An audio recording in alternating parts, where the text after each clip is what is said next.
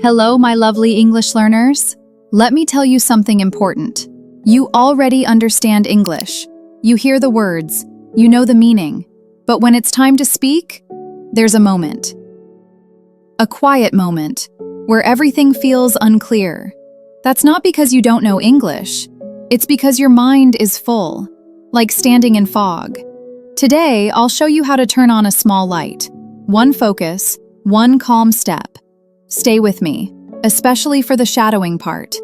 That's where the fog lifts and the light stays on. I want to share something with you today. Something that will change how you think about learning English forever.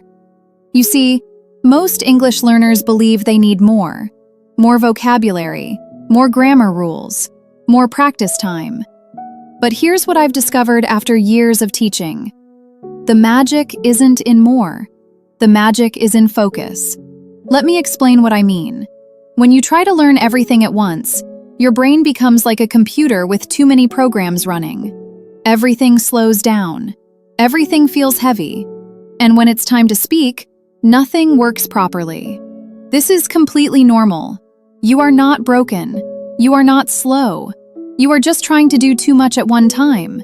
Now, imagine something different. Imagine your mind as a garden.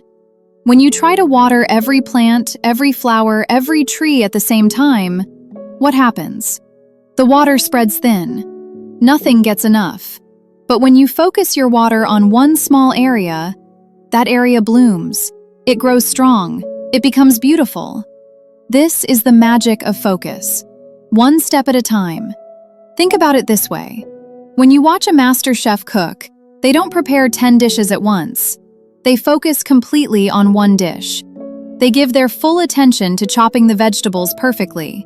Then they move to heating the pan to exactly the right temperature. Then they focus entirely on the seasoning. Each step gets their complete attention. And that's why the final dish is extraordinary. Your English learning can be the same. Instead of juggling grammar, vocabulary, pronunciation, and conversation all at once, you can become a master by focusing on one thing at a time.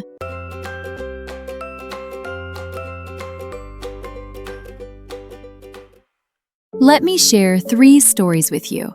3 students who discovered this magic in their own special ways. First, let me introduce you to Takeshi from Japan. Hello, my name is Takeshi. I am a university student in Tokyo. I study business, and I need English for my future career. But I had a big problem. In Japan, we study English grammar for many years in school. I knew all the rules perfectly. I could write English essays with no mistakes. But speaking was my nightmare. Every day, I practiced conversation with apps on my phone. I memorized hundreds of phrases. I repeated after YouTube videos for hours. But when I tried to speak with international students on my campus, I felt so embarrassed. My sentences sounded like a textbook, not like a real person.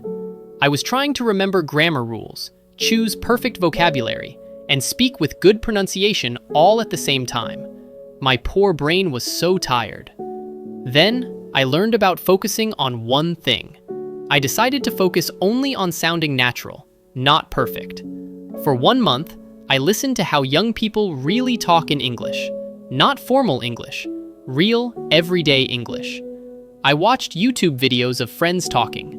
I listened to podcasts about hobbies and daily life. I paid attention to how native speakers pause, how they use simple words, how they show emotion in their voice. I stopped worrying about perfect grammar. I focused only on natural rhythm and expressions. And slowly, my speaking became more relaxed. More me. Now when I speak English, I don't sound like a textbook anymore. I sound like Takeshi, speaking English. Thank you, Takeshi. Your journey from perfect grammar to natural expression is beautiful. Now, let me introduce you to Amara from Morocco, who had a very different challenge. Salam everyone, I'm Amara. I live in Casablanca and I work in tourism. I speak Arabic, French, and some Berber, but English was always difficult for me. My problem wasn't grammar or vocabulary. My problem was confidence. In Morocco, we switch between languages all the time. It's normal. But with English, I felt like I needed to be perfect. When tourists asked me questions in English, I understood everything, but I was afraid to make mistakes. So I spoke very slowly, very carefully. I translated everything in my head from French or Arabic first. This made conversations feel heavy, uncomfortable. Tourists were polite, but I could see they wanted someone more fluent to help them. I was so frustrated. I thought I needed years more study. But then I tried something different. Instead of trying to speak perfect English, I focused only on helping people. Just being helpful, not perfect. When a tourist asked for directions, I stopped thinking about grammar. I just wanted them to find their destination. I used simple words, hand gestures, even drew little maps. I started to think about what they really needed. If someone asked about restaurants, I didn't just give them names. I described the atmosphere, the type of food, why they might enjoy it. I focused on making them feel welcome in my city. Guess what happened? Tourists loved talking with me. They said I was friendly and easy to understand. They didn't care about my small mistakes. They cared that I was genuinely trying to help them. Some tourists even came back to thank me. They said I made their trip special. That's when I realized connection is more powerful than perfection. Now I focus on connection, not perfection. And my English has improved so much because I'm not afraid anymore. Beautiful, Amara. From perfection to connection, what a powerful shift. And now, let me introduce you to Henrik from Germany, whose discovery will inspire you. Guten Tag. I am Henrik from Munich. I am an engineer and I work for an international company. My English level is quite good for reading technical documents and writing emails. But speaking in meetings was always stressful for me. In Germany, we like everything to be precise and correct. This is good for engineering, but not so good for language learning. I wanted my English to be as precise as my engineering calculations. During meetings with colleagues from America and Britain, I would prepare my comments carefully before speaking. I would write notes, check grammar, practice pronunciation. But by the time I was ready to speak, the conversation had moved to a different topic. I felt frustrated and excluded from important discussions. I started avoiding meetings. I would send emails instead of speaking up. This was affecting my career. Then I decided to try a new approach. Instead of trying to speak perfectly, I focused only on asking good questions. Not making statements, just asking questions. Questions are easier because you don't need perfect grammar. You just need curiosity. What do you think about this? How does this work? Can you explain more? I practiced different types of questions. Questions to understand better. Questions to show interest. Questions to help others explain their ideas more clearly. This changed everything. When I focused on asking questions, I became an active part of meetings. People appreciated my questions. They helped me understand better. And slowly, my confidence grew. I discovered that asking good questions made me valuable to the team. People started coming to me for my perspective. They respected my thoughtful approach. Now I speak much more naturally in meetings. Not because I became perfect, but because I learned that participation is more important than perfection. Thank you, Henrik. Do you see the beautiful pattern in these three stories? Takeshi focused on natural expression over perfect grammar. Amara focused on connection over perfection. Henrik focused on participation over precision. Each found their own light by choosing one clear focus. Now, let me show you exactly how you can find your own focus. When you try to learn grammar, vocabulary, pronunciation, and conversation all at the same time, your brain has to switch between different types of thinking. This is called multitasking. And here's what science tells us about multitasking. It doesn't work. Your brain can only do one complex task well at a time. When you force it to switch between tasks, you lose energy, you lose focus, and you lose confidence. But when you choose one small step and focus completely on that step, something magical happens. Your brain relaxes, your stress decreases, and learning becomes natural. This isn't just about English, this is about life. In the business world, there's a beautiful concept from Japan called Kaizen. Kaizen means continuous improvement through small steps, not big changes, not dramatic transformations, just tiny improvements every single day. Companies like Toyota built their success on this principle. Instead of trying to revolutionize everything at once, they focused on making tiny improvements consistently, 1% better every day. The writer James Clear talks about this same approach. He calls it the power of atomic habits, getting just 1% better every day. Not perfect, not dramatic, just 1%. Do you know what happens when you improve 1% every day for a year? You become 37 times better. Think about that for a moment. 37 times better. Not from dramatic changes, from tiny, consistent steps. This is why Takeshi's natural expression improved so dramatically. This is why Amara's confidence grew so strong. This is why Henrik's participation became so valuable.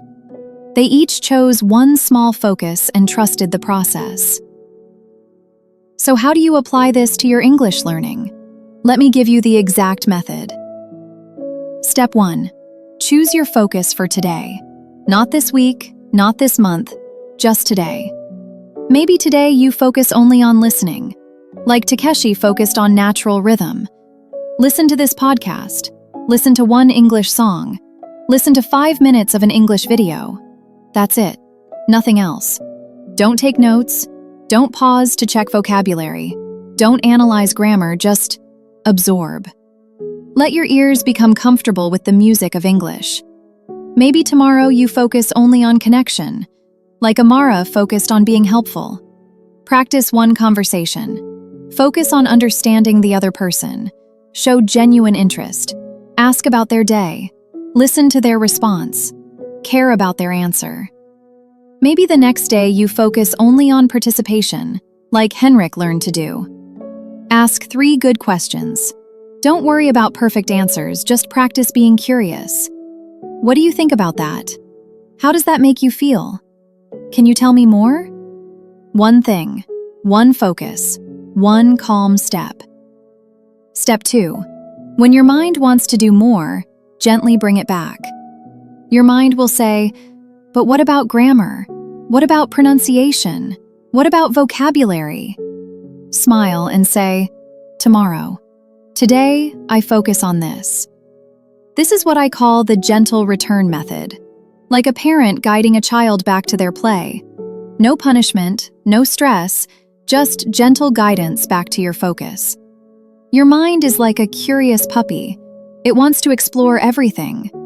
This is beautiful, but not always helpful for learning. When your puppy mind wanders to other areas, just call it back lovingly. Come back, little mind. We're focusing on listening today. Step 3. Celebrate your small step. When you finish your focused practice, take a moment. Feel proud. You did what you planned to do. You kept your promise to yourself. This celebration is important. It tells your brain that focused learning feels good. And when something feels good, you want to do it again.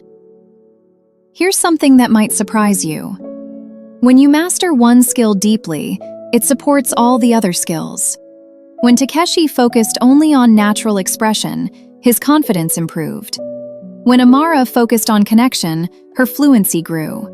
When Henrik focused on questions, his overall communication became stronger.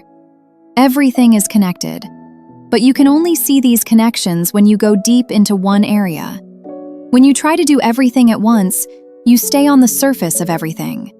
Deep practice in one area is more powerful than surface practice in 10 areas. If this episode helped you, tell me in the comments what your focus is today. I love reading your words. So here's what I want you to do after this episode. Choose your focus for today. Just one thing. Write it down. Maybe you choose natural expression like Takeshi.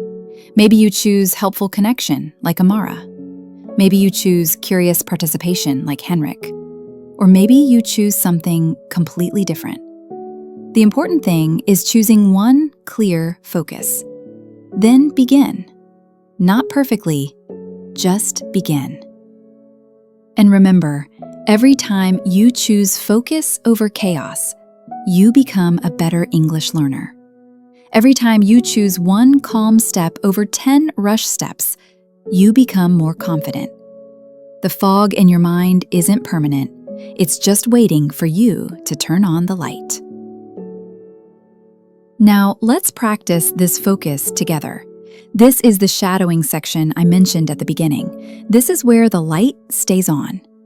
I'm going to speak slowly and clearly. Your only focus right now is to repeat after me. Don't worry about perfect pronunciation. Don't think about grammar. Just focus on copying the rhythm and feeling of my voice. Let your mind relax. Let your voice follow mine. This is your moment of focused practice. Ready? Let's begin. Focus on one thing at a time. Focus on one thing at a time. Today, I choose my gentle focus. Today, I choose my gentle focus. When my mind wanders, I bring it back. When my mind wanders, I bring it back. Like Takeshi, I focus on natural expression.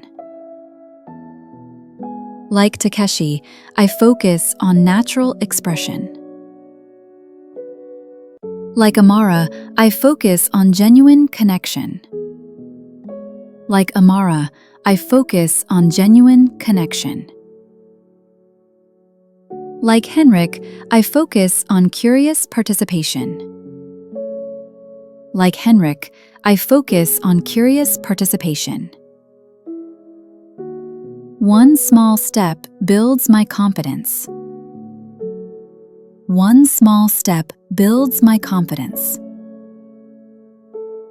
The fog lifts when I turn on my light. The fog lifts when I turn on my light. Beautiful work. Can you feel how that focused repetition calms your mind? Can you feel how your voice becomes more confident when you have only one thing to focus on? That's the power of the gentle approach. That's the magic of one step at a time. Remember, my lovely learners, you don't need more English to speak better. You need more focus. You need to give yourself permission to do one thing well instead of many things poorly. Choose your focus for today. Trust the process. Practice the gentle return when distractions come. And come back to this episode whenever you feel overwhelmed by everything you think you need to learn. Come back to remember that the magic lives in focus, not in chaos. The light is always available to you. You just need to turn it on, one gentle step at a time. I'll see you in the next episode. Take care of yourself.